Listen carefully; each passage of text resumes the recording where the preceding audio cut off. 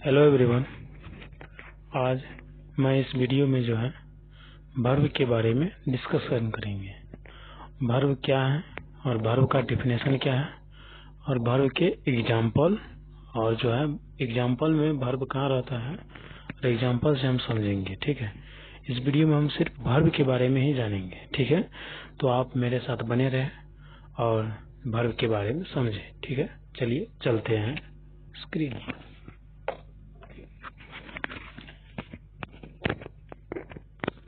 सबसे पहले वर्ब क्या होता है, वर्ब का हम डेफिनेशन समझेंगे। ठीक है, और वर्ब का डेफिनेशन जो समझेंगे उसके बाद हम एग्जांपल समझेंगे। वर्ब का डेफिनेशन क्या होता है पहले ये समझ लीजिए। वर्ब होता क्या है? वर्ब का डेफिनेशन क्या होता है? पहले डेफिनेशन क्या हुआ इसका? The word that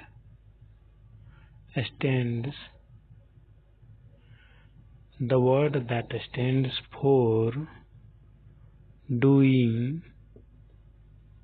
or being something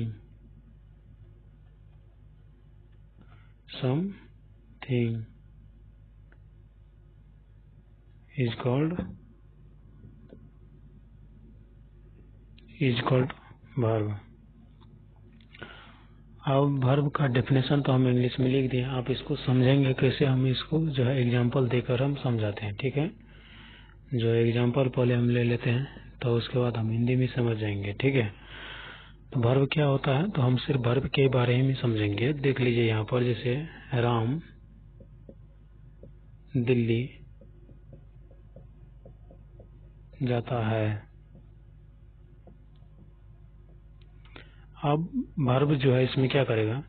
the word that stands for doing और being something is called verb. वही वर्ब होते हैं। तो राम दिल्ली जाता है, तो अब कहते हैं ऐसा वर्ड, इसका मतलब हुआ ऐसा word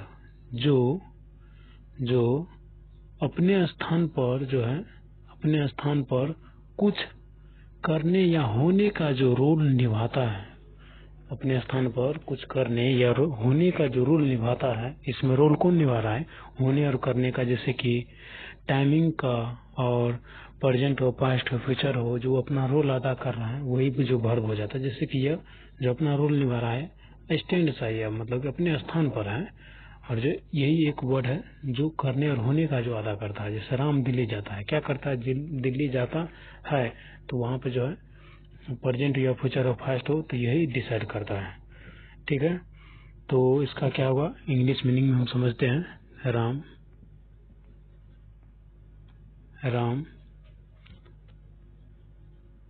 goes to Delhi. Ram goes to Delhi, यहाँ क्या होगा इसका? Ram goes to Delhi. इसमें क्या हो जाएगा? वर्ब कौन सा हो गया? ये हो गया वर्ब। जाता है तो गोज क्या हो गया? वर्ब हो गया। तो यहाँ पर हम वर्ब समझ गए वर्ब क्या होता है, और हिंदी में भी समझ गए वर्ब क्या होता है, उसके बाद इंग्लिश में भी समझ गए वर्ब क्या होता है। ठीक है, अब वर्ब के जो है प्रकार हम समझ गए वर्ब क्या होता है।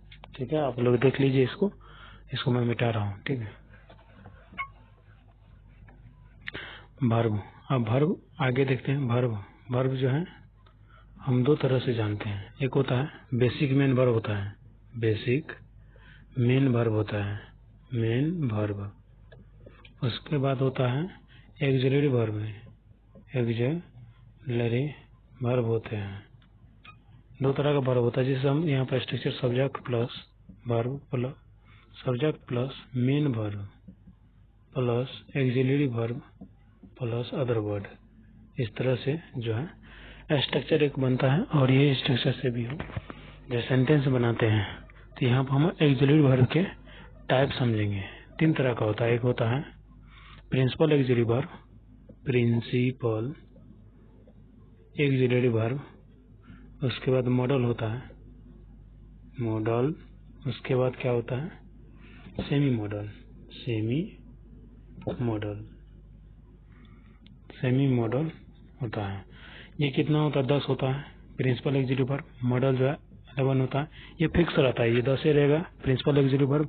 उसके बाद मॉडल ऑक्सिलरी वर्ब जो है फिक्स रहेगा, सिर्फ 11 ही होगा, और ये 10 होगा, ये 3 होगा। ठीक है, यहाँ पर समझ लेते हैं प्रिंसिपल ऑक्सिलरी वर्ब कौन कौन सा होगा। Is, am, are, is, am, are, was, were,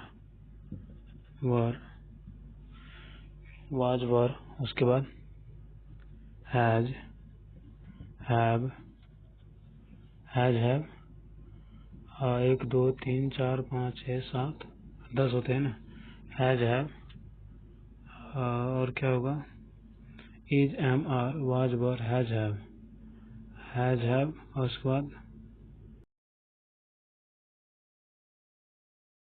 उसके बाद क्या होता है, वाज, वर। उसको याद नहीं आ रहा, पहले इसको लिख लेते हैं। मॉडल में कौन कौन सा है, शैल, विल, चलिए, शैल, विल, शुड, कुड,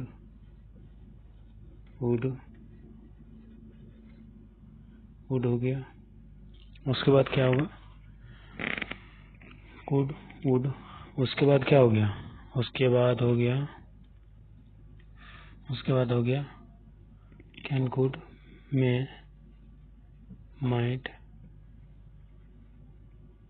उसके बाद यूज्ड टू, उसके बाद ये समझते हैं सही मॉडल्स, नीड, डियर, उसको आउट टू, इतने होते हैं। Has, have, do, does, did. ये देख लीजिए, 10 हो गया प्रिंसिपल ऑक्सिलरी वर्ब। 11 मॉडल्स हो गया, 1 2 3 4 5 6 7 8, और मस्ट भी होता है इसमें, मस्ट, और आउट टू उसमें भी होगा मस्ट, और होता है, देख लीजिएगा। ठीक है, और सेमी मॉडल्स 3 होते हैं।